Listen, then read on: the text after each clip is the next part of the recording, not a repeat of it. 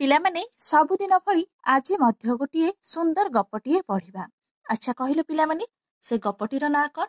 ନା ସେ ଗପଟିର ନାଁ ହେଉଛି ଲୋଭୀ କୁକୁର। ପିଲାମାନେ, ଏହି କୁକୁରଟିର ନାଁ ଲୋଭୀ କାହିଁକି ଦିଆଯାଇଛି? ସତରେ କଣ ସେ ଲୋଭୀ ଥିଲା? ଆଉ ଲୋଭୀ ହେବା କାରଣରୁ ତା ସହ କଣ ଘଟିଲା? এই ଗପଟିକୁ ଆମେ ଭଲ ଭାବରେ ପଢିବା, ତାପରେ ବୁଝିବା। ତ ପିଲାମାନେ, ତା ପୂର୍ବରୁ ତମମାନେ ଯଦି ଏହି ଚ୍ୟାନେଲରେ ନୂଆ ଅଛ ତାହେଲେ ଚ୍ୟାନେଲଟିକୁ ପ୍ରଥମେ ସବସ୍କ୍ରାଇବ କରିଦିଅ, ଯାହା ଫଳରେ ତମମାନେ ଘରେ ବସି ପ୍ରତ୍ୟେକ ଦିନ ଏହିଭଳି ଗୋଟିଏ ଗୋଟିଏ ଗପ ଶୁଣିପାରିବ। ପିଲାମାନେ, ପ୍ରଥମେ ଆମେ ଗପଟିକୁ ଭଲ ଭାବରେ ପଢି ନେବା, ତାପରେ ବୁଝିବା। ବୁଲା କୁକୁରଟିଏ ବଜାର ଭିତରେ ଦେଇ ଯାଉଥାଏ। ଦେଖିଲା ହାକିମ ମିଆଁ ମାଉଁସ ବିକ୍ରି କରୁଛି। ଦୋକାନ ତଳକୁ ମାଉଁସ ଖଣ୍ଡିଏ ଛିଟିକି ପଡ଼ିଛି। ସେ ଥିଲା ଟିକିଏ ଲୋଭୀ। ହାକିମ ମିଆଁ ଲୋକଙ୍କ ସଙ୍ଗେ କଥା ହେଉଥିବା ବେଳେ ସେ ମାଂସ ଖଣ୍ଡକ ଉଠାଇ ନେଲା ଏବଂ ପାଟିରେ ଧରି ଦୌଡ଼ିଲା। ଆଗରେ ଥିଲା ପୋଲ। ଅପର ପାରିରେ ଥିବା ଗଛ ମୂଳେ ବସି ମାଂସ ଖଣ୍ଡିକ ଖାଇବ ବୋଲି ବିଚାର କରି ଚାଲିଲା। ପୋଲ ଉପରେ ଦେଇ ଯାଉଥିବା ବେଳେ ସେ ତଳକୁ ଅନାଇ ଦେଲା। ପାଣିରେ ତାର ଛାଇ ଦେଖାଗଲା। ସେ ଭାବିଲା, ଆଉ ଗୋଟିଏ କୁକୁର ପାଟିରେ ମାଂସ ଖଣ୍ଡିଏ ଧରି ଯାଉଛି। ତା ପାଖରୁ ମାଂସ ଖଣ୍ଡିକ ଛଡ଼ାଇ ଆଣିଲେ ତାର 2 ଖଣ୍ଡ ମାଂସ ହୋଇଯିବ। ତେଣୁ ସେ ଭଲ ଆହାରଟିଏ ହେବ। ଏହା ଭାବି ସେ ପାଟି ମେଲା କରି ଖୁବ୍ ଜୋରରେ ଭୁକିବାକୁ ଲାଗିଲା। ଫଳରେ ତା ପାଟିରେ ଥିବା ମାଂସ ଖଣ୍ଡକ ପାଣିରେ ଖସି ପଡ଼ିଲା। ଅତି ଲୋଭ କରିବାରୁ ନିଜର ମାଂସ ଖଣ୍ଡକ ତାକୁ ହରାଇବାକୁ ପଡ଼ିଲା। କଣ ହେଇଛି ପିଲାମାନେ, ବୁଝିବା ପରେ। ପିଲାମାନେ, ତମମାନେ ଏହି ଛବିରେ ଲୋଭୀ କୁକୁରଟିକୁ ଦେଖିପାରୁଥିବ। ସେ ଗପରେ କଣ କରିଛି ନା, ଯେହେତୁ ସେ ବୁଲା କୁକୁରଟିଏ ଥିଲା, ସେ ଦିନେ ବଜାର ଭିତର ଦେଇ ଯାଉଥିଲା। এই ବଜାର ଭିତର ଦେଇ ଯିବା ସମୟରେ ସେ ଦେଖିଲା ହାକିମ ମିଆଁ ମାଉଁସ ବିକ୍ରି କରୁଛି। ସେ ମାଂସକୁ ଦେଖି ତାର ଲୋଭ ହେଲା। ଯେହେତୁ ସେ ବହୁତ ଲୋଭୀ ଥିଲା, ଦୋକାନ ତଳକୁ ମାଉଁସ ଖଣ୍ଡିଏ ଛିଟିକି ପଡ଼ିଛି। ସେ ଥିଲା ଟିକିଏ ଲୋଭୀ। ପିଲାମାନେ, ସେ ଦେଖିଲା କଣ ନା, ହାକିମ ମିଆଁ ମାଉଁସ ବିକ୍ରି କରୁଛି। ସେ ଦୋକାନ ତଳକୁ ମାଉଁସ ଖଣ୍ଡିଏ ଛିଟିକି ପଡ଼ିଛି। ତାର ବହୁତ ଲୋଭ ହେଲା। ସେ ଯେହେତୁ ବହୁତ ଲୋଭୀ କୁକୁରଟିଏ ଥିଲା, ହାକିମ ମିଆଁ ଲୋକଙ୍କ ସଙ୍ଗେ କଥା ହେଉଥିବା ବେଳେ ସେ ମାଂସ ଖଣ୍ଡକ ଉଠାଇ ନେଲା ଏବଂ ପାଟିରେ ଧରି ଦୌଡ଼ିଲା।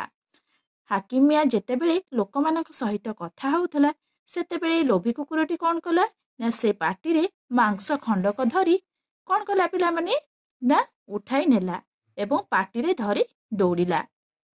ହୁଏତ ହାକିମ ମିଆଁ ସେହି ସମୟରେ ଲୋଭୀ କୁକୁରଟିକୁ ଦେଖିଥିଲେ ତାକୁ ଗୋଡ଼ାଇଥାନ୍ତା, ଆଉ ବିଚାରୀ ଲୋଭୀ କୁକୁର ମାଂସ ଖଣ୍ଡକୁ ହରାଇ ଦେଇଥାନ୍ତା। ସେଥିପାଇଁ ସେ କଣ କଲା ନା, କୁକୁରଟି ସାଙ୍ଗେ ସାଙ୍ଗେ ମାଂସ ଖଣ୍ଡକ ଧରି ଦୌଡ଼ିବାକୁ ଲାଗିଲା। ପିଲାମାନେ, ତାପରେ ଏହି ଲୋଭୀ କୁକୁରର ଅବସ୍ଥା କଣ ହେଲା ଜାଣିଛ? ଯେତେବେଳେ ଏହି ଲୋଭୀ କୁକୁରଟି ପାଟିରେ ମାଂସ ଖଣ୍ଡକ ଧରି ବାଟରେ ଯାଉଥିଲା, ସେତେବେଳେ ସେ ବାଟରେ ପୋଲଟିଏ ଦେଖିଲା। ଆଉ ଏହି ପୋଲର ଆରପାରିରେ ଥିବା ଗଛ ମୂଳେ ବସି ଏହି ମାଂସ ଖଣ୍ଡକ ଖାଇବ ବୋଲି ସେ ବିଚାର କଲା। ପୋଲ ଉପର ଦେଇ ଯାଉଥିବା ବେଳେ ସେ ତଳକୁ ଅନାଇ ଦେଲା। ପାଣିରେ ତାର ଛାଇ ଦେଖାଗଲା। ସେ ଭାବିଲା, ଆଉ ଗୋଟିଏ କୁକୁର ପାଟିରେ ମାଉଁସ ଖଣ୍ଡିଏ ଧରି ଯାଉଛି। ଯେହେତୁ ସେ ବହୁତ ଲୋଭୀ ଥିଲା ପିଲାମାନେ, ସେଠୁ ସେ କଣ ଚିନ୍ତା କଲା, ଏହି ଲୋଭୀ କୁକୁରଟି ପାଣିରେ ତାର ଛାଇକୁ ଦେଖି ସେ ଭାବିଲା, ଆଉ ଗୋଟିଏ କୁକୁର ମାଂସ ଖଣ୍ଡିଏ ଧରିଛି। ଆଉ ଏହି ଲୋଭୀ କୁକୁରଟି ଭାବିଲା, ତା ପାଖରୁ ସେ ମାଂସ ଖଣ୍ଡକ ଛଡ଼ାଇ ଆଣିଲେ ତାର 2 ଖଣ୍ଡ ମାଂସ ହୋଇଯିବ। ଆଉ ତେଣୁ ସେ ଭଲ ଆହାରଟିଏ ହେବ। ତାକୁ ସେ କଣ ଭଲସେ ଖାଇବ। ଏହା ଭାବି ସେ କଣ କଲା ନା, ଏହା ଭାବି ସେ ପାଟି ମେଲା କରି ଖୁବ୍ ଜୋରରେ ଫୁକିବାକୁ ଲାଗିଲା। ଏହି ଜୋରରେ ଭୋକିବା କାରଣରୁ ସେ ଧରିଥିବା ମାଂସ ଖଣ୍ଡଟି ପାଣିରେ ଗଳି ପଡ଼ିଲା। ବିଚାରୀ କୁକୁରଟି ଅତି ଲୋଭ କରିବାରୁ ତାର ମାଂସ ଖଣ୍ଡିକ ତାକୁ ହରାଇବାକୁ ପଡ଼ିଲା। ପିଲାମାନେ, ତମମାନେ ଏହି ଛବିରେ ଲୋଭୀ କୁକୁରକୁ ଦେଖିପାରୁଥିବ। ସେ କିପରି ବଜାରରୁ ହାକିମ ମିଆଁ ଦୋକାନରୁ ଖଣ୍ଡିଏ ମାଂସ ଧରି ଦୌଡ଼ି ପଳେଇ ଆସିଛି। ଆଉ ଏହି ଦୌଡ଼ି ପଳେଇ ଆସିବା ସମୟରେ କଣ ହେଇଛି ନା, ସେ କିଛି ଦୂରରେ ଗୋଟିଏ ପୋଲଟିଏ ଦେଖିଲା। ଆଉ ପୋଲର ଅପର ପାରିରେ ଥିବା ଗଛ ମୂଳରେ ବସି ମାଂସ ଖଣ୍ଡିକ ଖାଇବ ବୋଲି ସେ ବିଚାର କଲା। ପିଲାମାନେ ତମାନେ ଛବିରେ ପୋଲଟିକୁ ଦେଖିପାରୁଥିବ। ଏଠି ଅପର ପାରିରେ କ'ଣ ଗଛ ମଧ୍ୟ ଅଛି ତମାନେ ଦେଖିପାରୁଥିବ। ଏ ଲୋଭୀ କୁକୁର କ'ଣ କରିଛି ନା ଏହି ଗଛ ମୂଳରେ ମାଂସ ଖଣ୍ଡିକ ଖାଇବ ବୋଲି ବସି ଚିନ୍ତା କରିଛି। ତାପରେ ସେ କ'ଣ କଲା ନା ଏଇ ପୋଲ ଉପର ଦେଇ ଯିବା ସମୟରେ ସେ ହଠାତ୍ ତଳକୁ ଅନାଇ ଦେଲା। ଆଉ ସେ ପାଣିରେ କ'ଣ ଦେଖିଲା ନା ତାର ପ୍ରତିଛବିକୁ ଦେଖିଲା।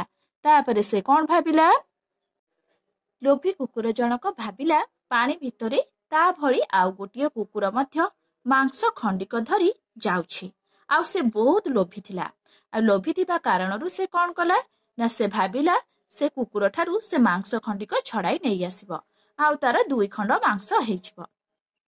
ତାପରେ ସେ ଆରାମରେ ବସି ଗଛ ମୂଳରେ ଖାଇବ। ବିଚାରୀ ଲୋଭୀ କୁକୁରକୁ ଜଣା ନଥିଲା ଯେ ପାଣିରେ ତାର ପ୍ରତିଛବି ଥିଲା। ତାପରେ ଏହି ଲୋଭୀ କୁକୁରଟି ଜୋରରେ ଭୋକିବାକୁ ଲାଗିଲା। ଆଉ ସେ ଧରିଥିବା ମାଂସ ଖଣ୍ଡିକ ପୋଲ ଭିତରେ ଥିବା ପାଣି ଭିତରକୁ ଗଳି ପଡ଼ିଲା। ଆଉ ଶେଷରେ ବିଚାରୀ ଲୋଭୀ କୁକୁରଟି ସେ ଧରିଥିବା ମାଂସ ଖଣ୍ଡାକୁ ମଧ୍ୟ ହରାଇ ବସିଲା। ପିଲାମାନେ ତମାନେ ଏଇ ଛବିରେ ଭଲ ଭାବରେ ଦେଖିପାରୁଥିବ। ଏଠି ଲୋଭୀ କୁକୁରଟି କ'ଣ କରିଛି ନା ପୋଲରେ ଯାଉଥିବା ସମୟରେ ସେ ପାଣି ଭିତରକୁ ଅନାଇକି ନିଜର ପ୍ରତିଛବିକୁ ଦେଖିକି ସେ କ'ଣ ଭାବିଲା ନା ସେ ଆଉ ଗୋଟିଏ କୁକୁର ମାଂସ ଖଣ୍ଡିଏ ଧରି ଛିଡ଼ା ହେଇଛି। ଏହାପରେ ସେ ଜୋରରେ ଭୋକିବାକୁ ଲାଗିଲା। ତାପରେ ସେ ନିଜେ ଧରିଥିବା ମାଂସଟି ପୋଲ ତଳେ ଥିବା ପାଣି ଭିତରକୁ ଖସି ପଡ଼ିଲା। ବିଚାରୀ ଲୋଭୀ କୁକୁରଟି ମାଂସ ନ ପାଇ ସେ କିପରି ପାଣି ଭିତରକୁ ଚାହିଁ ରହିଲା। ସେ ବହୁତ ମନ ଦୁଃଖରେ ସେଇଭଳି ପାଣି ଭିତରକୁ ଚାହିଁ ରହିଥାଏ। ଆଚ୍ଛା କହିଲ ପିଲାମାନେ, ତମାନେ ଗପରୁ କ'ଣ ଶିଖିଲ ନା ଲୋଭ କରିବା ମହାପାପ। ବିଚାରୀ ଲୋଭୀ କୁକୁରଟି ଜାଣିନଥିଲା କି ପାଣି ଭିତରେ ତାର ପ୍ରତିଛବି ପଡ଼ିଛି। ସେ କ'ଣ ଭାବିଲା ନା ତା ଭଳି ବି କିଏ ଜଣେ ମାଂସ ଧରି ପାଣି ଭିତରେ ଛିଡ଼ା ହେଇଛି। ଯୋଉ କାରଣରୁ ସେ ଜୋରରେ ଭୋକିବାକୁ ଲାଗିଲା। ଆଉ ତାର ମାଂସ ଖଣ୍ଡିକ ମଧ୍ୟ ସେ ହରାଇ ଦେଲା। ଦେଖିଲ ତ ପିଲାମାନେ, କୁକୁରଟି କିପରି ଲୋଭୀ ଥିଲା। ଆଉ ଏଇ ଲୋଭୀ ହେବା କାରଣରୁ ତା ସହ କ'ଣ ଘଟିଲା। ସେଥିପାଇଁ ତାର ନାମ ଲୋଭୀ କୁକୁର। ପିଲାମାନେ ତମାନଙ୍କୁ ଯଦି ଏହି ଲୋଭୀ କୁକୁର ଗପଟି ଭଲ ଲାଗିଥାଏ ତାହେଲେ ଲାଇକ୍, ସେୟାର, ସବସ୍କ୍ରାଇବ କରିବାକୁ ଜମା ବି ଭୁଲିବନି। Thank you.